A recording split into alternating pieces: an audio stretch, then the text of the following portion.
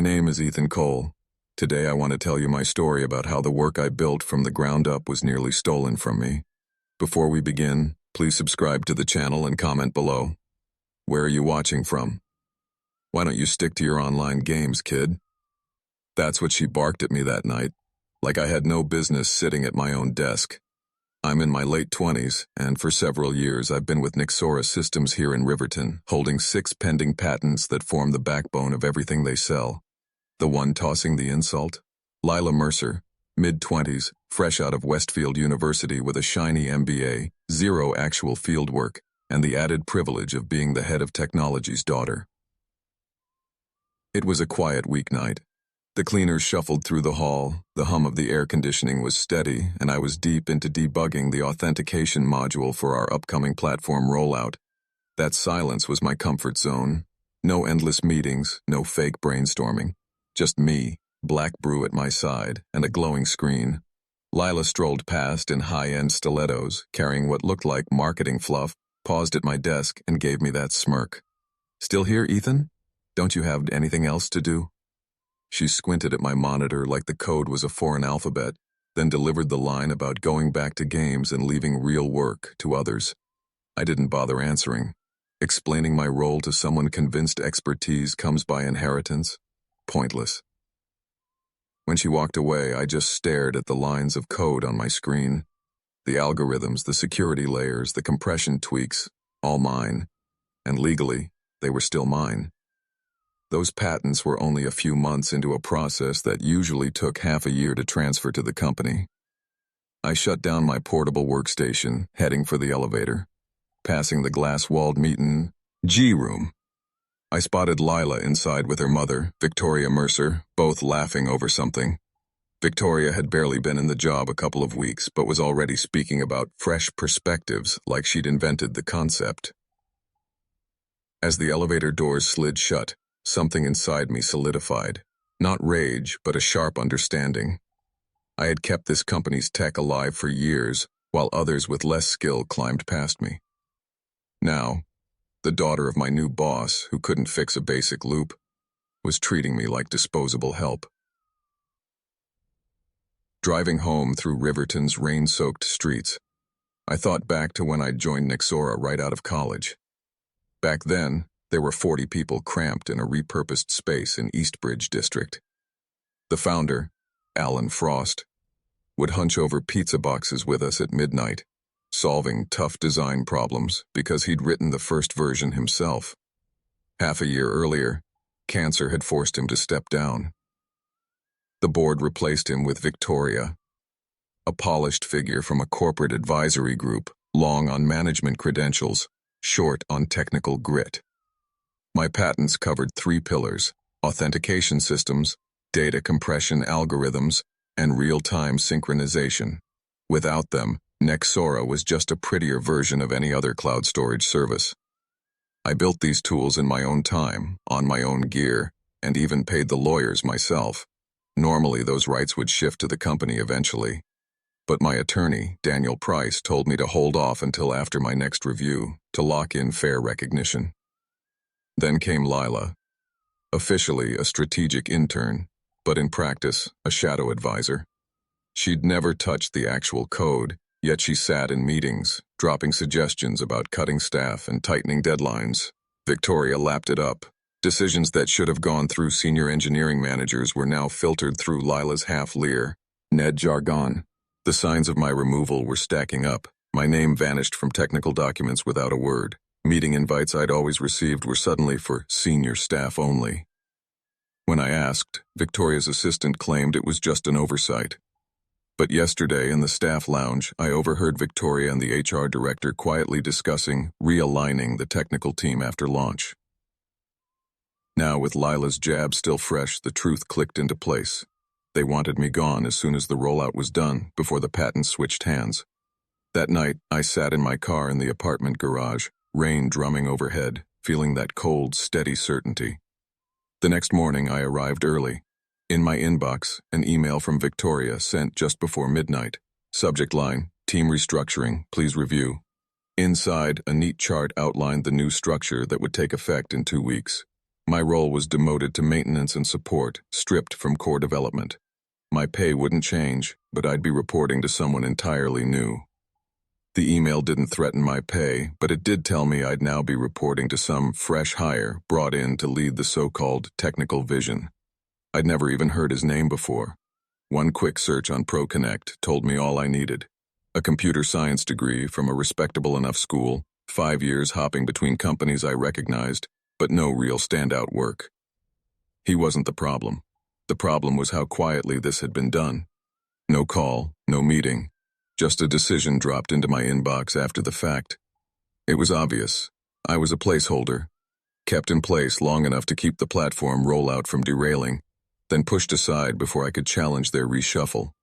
In a few months, my patents would be signed over to Nixora, and with them the core technology that gave them any real edge. Once that happened, I'd be just another expent, Dable employee.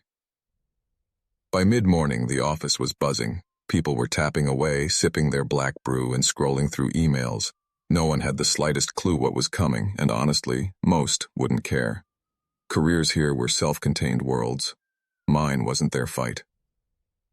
At 10:30, Lila came strutting past my desk, digital slate in hand, dressed in another sharp outfit with her hair pulled back like she was about to chair a board meeting. Her eyes flicked to my screen, still open on Victoria's reorganization email, and she gave me that knowing grin. "Morning, Ethan. Ready for another thrilling day?" I studied her face, then the email, then her again. In that instant, the truth clicked hard. This wasn't just a broad corporate restructure. This was personal. They wanted me gone because I knew the guts of the machine better than anyone else, and that made me dangerous. I closed the email and pulled up my personal file system. Every patent draft, every spec doc, locked away in my own secure cloud, far from Nixora's servers. The platform might run on my code, but the blueprints, those lived in my private repositories. I started writing a 2-column list. What's mine versus what's theirs. The mine column stretched longer than I expected.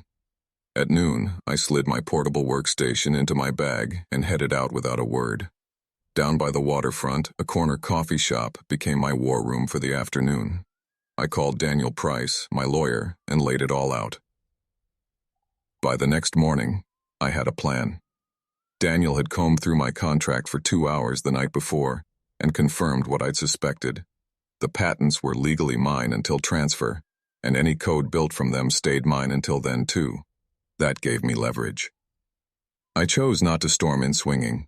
Instead, I knocked on Victoria's executive office door at 2 p.m., aiming for calm and professional. She was me. D call but waved me in.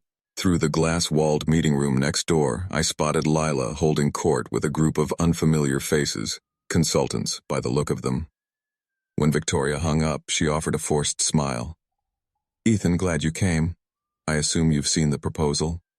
"I have," I said evenly. "I'd like to talk about my role going forward, make sure we're on the same page." She leaned back. "Change isn't easy, but this will let you focus on what you do best. Maintenance, optimization, supporting the core engineering team." I didn't blink. I built those systems. The authentication framework, compression algorithms, synchronization protocols. They're my patents. Her smile thinned. "You've contributed a lot, no question. But intellectual property developed during your employment belongs to Nixora. That's industry standard." "They haven't transferred yet," I reminded her. "That only happens after the legal review." She reached for a folder. "Actually, our legal team has concerns about whether your filings involved company time or resources." My stomach tightened. "They didn't. I have proof." "I'm sure you do. But perception can be tricky. The company board worries about liability." And there it was. The trap. They'd stall, claim ownership, and drag me into a legal fight I couldn't afford, winning by bleeding me dry long before court. "What's your offer?" I asked. "Stay through the rollout. Train the incoming lead. Then we'll discuss a smooth transition." I rose from my chair. "I'll need to think about it." "Of course," she said, voice warm but eyes cold. But Ethan, fighting this will be expensive, and our position is very strong. Back at my desk, my hands were trembling. Either I surrendered everything I'd built or risked being labeled a thief. In the glass-walled meeting room, Lila was wrapping up her pitch while someone traced their finger over an org chart. A ping on my screen. Entered email from HR, updated employment agreement. Please review and sign. I ignored it. Instead, Daniel's words from last night replayed in my head. The patents are yours, until they're not. If they wanted my work, they'd have to take it, unless I made sure it was gone before they could touch it. That evening I stayed late again. Not to debug, but to dig. I began a full audit of my contributions to Nixora's platform over the past several years, and the deeper I went, the more I realized just how much of the foundation was mine alone. My audit made one thing clear. Nixora's entire platform leaned on my work like a building on its foundation.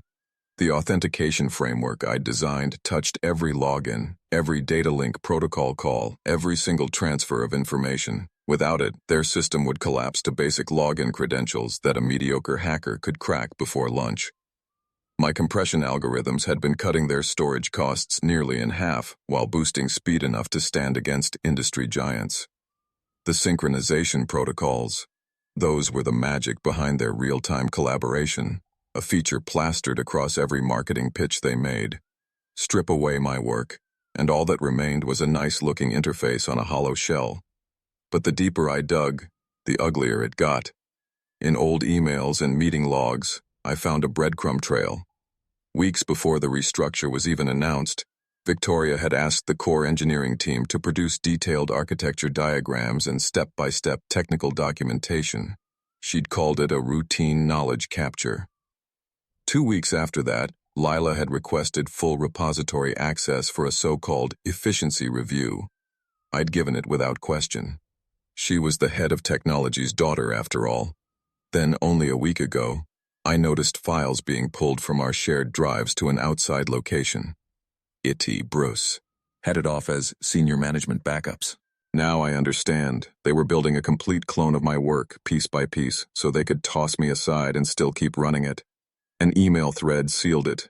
Victoria and a law firm contact discussing how to minimize developer leverage and secure IP rights. The date? 2 days after she'd taken the job. This was never about making Nixora stronger. This was a raid. Victoria's past told the same story.